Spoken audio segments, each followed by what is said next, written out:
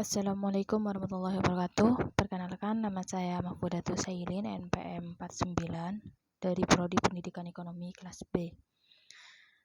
Di sini saya akan memenuhi tugas mata kuliah ekonomi makro menengah yang dipimpin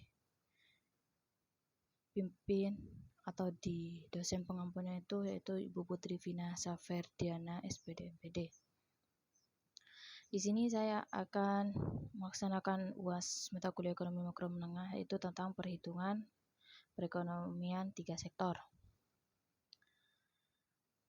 Model keseimbangan pendapatan nasional 3 sektor itu, perekonomian 3 sektor itu adalah perekonomian yang terdiri dari sektor-sektor rumah tangga, perusahaan, dan pemerintah luar negeri. Jadi dalam perekonomian 3 sektor itu terdapat 3 sektor, yaitu yang pertama yaitu rumah tangga, yang kedua perusahaan, dan pemerintah luar negeri. Terus campur tangan pemerintah dalam perekonomian itu menimbulkan 2 perubahan penting dalam proses penentuan keseimbangan pendapatan nasional, yaitu yang pertama, memungutkan pajak oleh pemerintah akan mengurangi pengeluaran agregat dengan pengurangan ke atas konsumsi rumah tangga. Yang kedua itu, pajak oleh pemerintah digunakan untuk belanja, tentu akan menaikkan pembelanjaan agregat.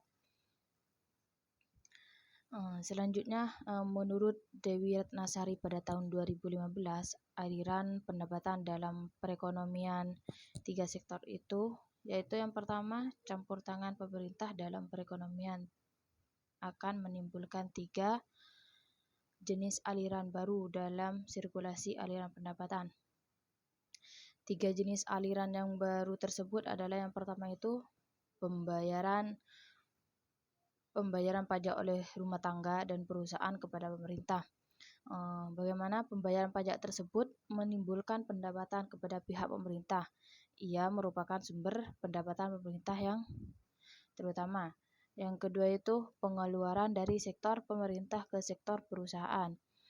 Dalam aliran ini menggambarkan nilai pengeluaran pemerintah ke atas barang-barang dan jasa yang diproduksikan oleh sektor perusahaan. Yang ketiga itu aliran pendapatan dari sektor pemerintah, sektor rumah tangga. Dalam aliran ini timbul sebagai akibat dari pembayaran ke atas konsumsi faktor-faktor produksi yang dimiliki sektor rumah tangga oleh pemerintah. Terus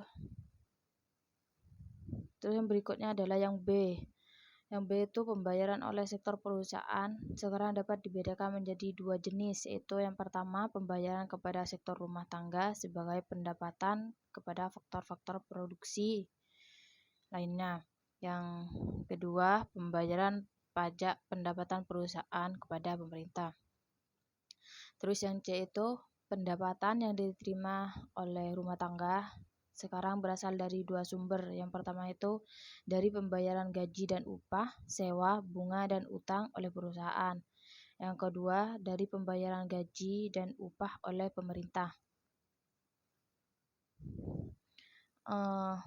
Angka pengganda atau yang disebut dengan multiplier dalam perekonomian 3 sektor itu, multiplier atau angka pengganda memberikan gambaran kepada kita tentang intensitas hubungan kausal antara sebuah variabel tertentu dengan pendapatan nasional. Jika angka pengganda tersebut menunjukkan angka tinggi, maka perubahan yang terjadi pada variabel tersebut akan besar pengaruhnya terhadap tingkat pendapatan nasional.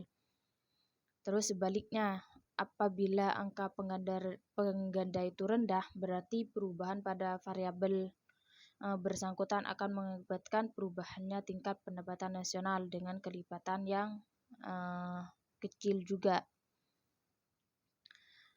Terus pada perekonomian model 2 sektor, kita itu hanya mengenal satu macam angka pengganda, yaitu pengganda investasi yang biasa dengan disingkat simbolnya itu I besar. Terus akan tetapi pada perekonomian 3 sektor kita kenal ada 6 angka pengganda. Yang pertama itu angka pengganda investasi yang disimbolkan dengan huruf I besar. Terus yang kedua itu angka pengganda konsumsi dengan simbol C. Yang ketiga angka pengganda pengeluaran pemerintah dengan simbol G besar. Terus angka pengganda transfer payment yang simbolnya dengan T besar dan R kecil. Yang kelima itu angka pengganda pajak, dalam simbolnya itu T besar dan X. Terus yang keenam angka pengganda anggaran belanja keseimbangan, belanja seimbang. Terus bentuk-bentuk pajak pendapatan, yang pertama itu pajak regresif, yang kedua pajak proporsional, yang ketiga pajak progresif. Dalam pajak regresif itu sistem pajak presentasi pungutan pajaknya menurun apabila pendapatan yang dikenakan pajak menjadi bertambah tinggi. Dalam sistem ini, pada pendapatan rendah, pajak yang dipungut meliputi bagian yang tinggi dari pendapatan tersebut. Tetapi semakin tinggi pendapatan, semakin kecil presentasi pajak itu dibandingkan dengan keseluruhan pendapatan. Jadi nilai pajak yang sama besarnya tanpa memperhatikan pendapatan seseorang dapat digolongkan sebagai pajak regresif. Pajak impor dan pajak penjualan dapat digolongkan sebagai pajak regresif, yaitu kepada orang kaya pajak tersebut merupakan sebagian kecil dari pendapatan, tetapi untuk golongan miskin atau untuk golongan orang di bawah mampu itu ia meliputi presentasi yang lebih besar kepada pendapatannya. Terus yang kedua itu ada pajak proporsional. Pajak proporsional itu presentasenya pungutan pajak yang tetap besarnya pada berbagai tingkat pendapatan, yaitu dari pendapatan yang sangat rendah kepada yang sangat tinggi. Dalam sistem pajak ini tidak dibedakan di antara penduduk yang kaya dan miskin, dan di antara perusahaan besar dan perusahaan kecil. Mereka harus membayar pajak menurut presentasi yang sudah ditetapkan, maksudnya yang sudah tetap. Terus yang ketiga itu pajak progresif. Dalam sistem pajak ini presentasinya bertambah bila pendapatan semakin meningkat. Contohnya pajaknya itu dari uang 500.000 itu berarti persentase pajaknya anggap aja 2%. Jadi kalau dari uang 500.000 sampai ke 2 juta itu berarti persentasenya 4% mungkin. Seterusnya tuh. Terus pajak progresif ini menyebabkan pertambahan nominal pajak yang dibayar akan menjadi semakin cepat apabila pendapatan semakin tinggi. Tujuan utamanya adalah untuk memperoleh pendapatan orang-orang yang lebih banyak. Di samping itu, sistem progresif ini bertujuan untuk lebih memeratakan pendapatannya. Di sini saya akan mengisi 4 pertanyaan. Yang pertama, apa saja yang harus dipenuhi agar perekonomian 3 sektor mencapai keseimbangan? Yang kedua itu, apa saja peran pemerintah dalam perekonomian 3 sektor? Yang ketiga, gambarkan arus ekonomi 3 sektor dan jelaskan 3 peran pemerintah dalam arus ekonomi 3 sektor tersebut. Yang keempat, yang terakhir, dalam perekonomian 3 sektor yang menggunakan sistem pajak tetap, apakah yang akan berlaku ke atas keseimbangannya? Di sini saya akan menjawab pertanyaan nomor 1, yaitu pertanyaannya, apa saja yang harus dipenuhi agar perekonomian 3 sektor mencapai keseimbangan? Di sini jawabannya. Jadi pertanyaan nomor 1 itu jawabannya, ada syarat yang harus dipenuhi agar perekonomian 3 sektor itu mencapai keseimbangannya. Itu jika penawaran agregat sama dengan pengeluaran agregat atau jumlah penawaran agregat sama dengan besarnya tingkat konsumsi, investasi, dan pengeluaran pemerintah. Yang kedua, apa saja peran pemerintah dalam perekonomian 3 sektor? Jawabannya adalah sebelum ke peran pemerintah, kita harus mengetahui pengaruh pemerintah dalam ekonomi tiga sektor itu. Ekonomi tiga sektor itu tergantung dalam perekonomian itu sendiri, apakah sistem ekonomi liberal atau tidak.